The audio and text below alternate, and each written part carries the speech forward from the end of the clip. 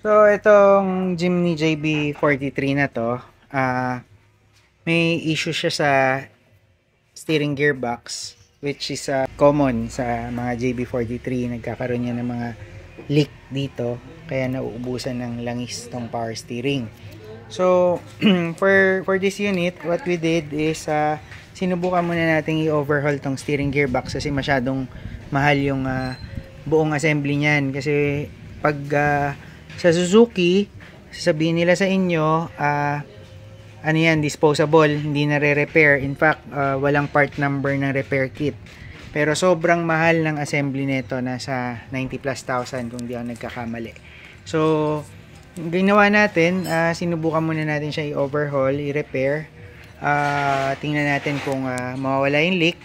Pero if ever na hindi talaga nawala yung leak, kasi nga hindi naman foolproof yung pagre-repair nito, kasi nga supposedly hindi naman siya talaga nire-repair. Pero sinubukan lang natin para hindi mapagastos ng malaki yung owner. If ever na may leak pa rin or hindi talaga maayos, kasi case to case basis yan, dahil pag binuklat ito, may mga times na hindi lang yung mga oil seal or o-ring yung may diferensya, mismong mga shaft sa loob may tama yung mga bakal. Pagka ganun, hindi na talaga naayos. So if ever na may leak pa rin at hindi maayos, nagparating tayo ng replacement na gearbox, pero specific siya for the Suzuki JB43 rin, and for left hand drive siya, so walang conversion na mangyayari, bolt on kit lang. Pero yun nga, for this unit subukan muna natin, baka naman makuha dun sa repair na ginawa natin at least malaking savings para dun sa client.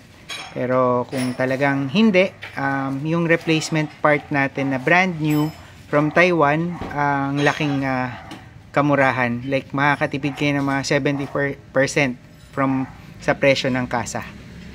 So, check muna natin ito. Since nandiyan na rin, in-upgrade na rin namin tong auxiliary fan, kasi common issue rin ng Jimny, umiinit yung aircon. So at the same time, ito flinashing na rin natin, tapos palitan ng coolant. So after this, assemble, tapos road test, then for release na sa client. So right now, na-assemble na natin lahat. Quality check na lang tayo, tapos final inspection. Subukan natin repair natin ng steering gearbox kung maayos at wala ng leak. And at the same time, ito ring upgrade ng auxiliary fan, i-test din natin para to make sure na talagang nag-function yung upgrade na ginawa natin. Kasi nga madalas umiinit yung aircon, lalo na pagka ganitong naka-standstill. Pag nai-stuck sa traffic, yung lamig ng aircon naging hilaw. So in-upgrade natin siya dito sa mas malaking fan. As you can see, ayan, halos yung buong condenser niya covered na nung fan.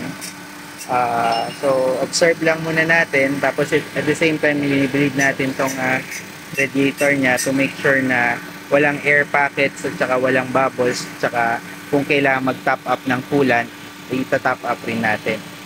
So ayan, final checking tayo bago natin i-fully assemble, and then pagkatapos i-road test, then release na natin sa client. So ito, tinitest natin yung steering gearbox na ni-repair natin to make sure na wala nang leak. So far so good, tuyo naman na siya. Ayan, usually kasi dito sa may tornilyong to, ayan, dyan may lumalabas na langis, pero ngayon okay naman.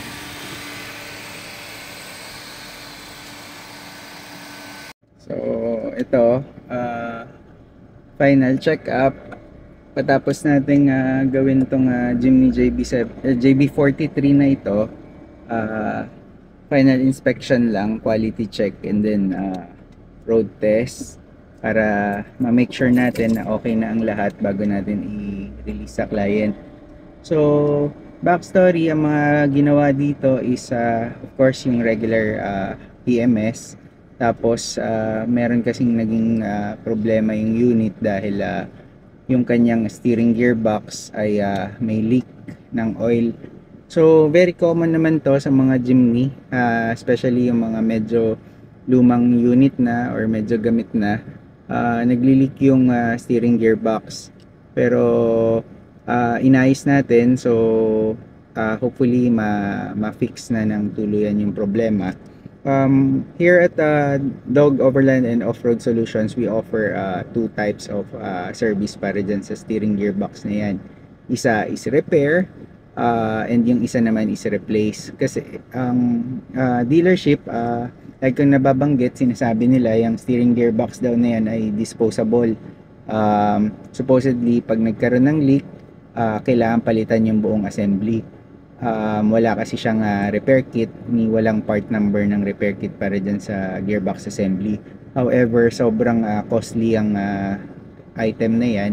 If I'm not mistaken, nasa 90 plus thousand yata yan pag in-order mo sa Suzuki. Ang problema, hindi kasi pwedeng magpalit ng surplus niyan, dahil most of the time yung mga nakukuha nating surplus sa market pang right hand drive. So hindi yan fit para sa mga local units natin dahil nga left hand drive tayo, unless makakuha ng mga local surplus o yung mga galing sa mga local na units. So given that, dahil nga mahal, we're offering two options. Isa is yung overhaul, i-repair, papalitan ng mga seals. Although yun nga, walang nabibili sa kasa na repair kit, kailangan natin na hanapin yung mga o-rings, mga seals na kailangan palitan. Pero I cannot guarantee 100% na maaayos yan through overhaul.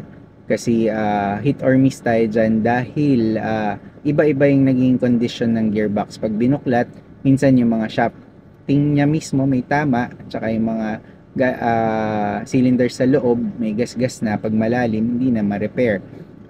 Pero we're still giving it a chance, as long as willing naman yung client na ipa-overhaul. Tinatry natin para makatipid sila. Pero yun nga, there's no guarantee na 100% maayos yun. That's why we went the extra mile by contacting suppliers abroad at kumuha tayo ng steering gearbox assembly na replacement para makatipid yung mga clients.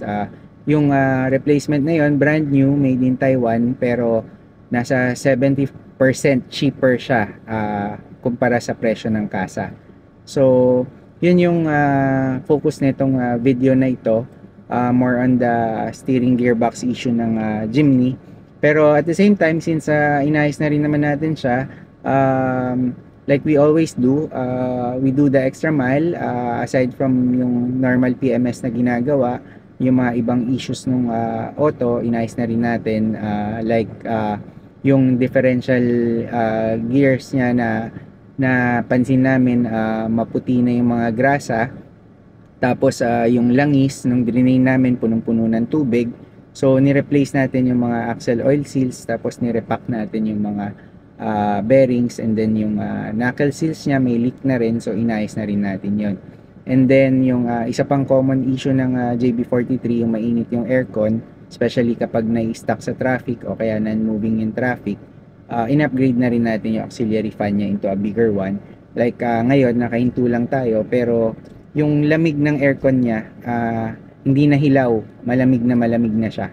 So ngayon ito shinare lang namin sa inyo para dun sa mga fellow Jimny enthusiasts tsaka mga owners.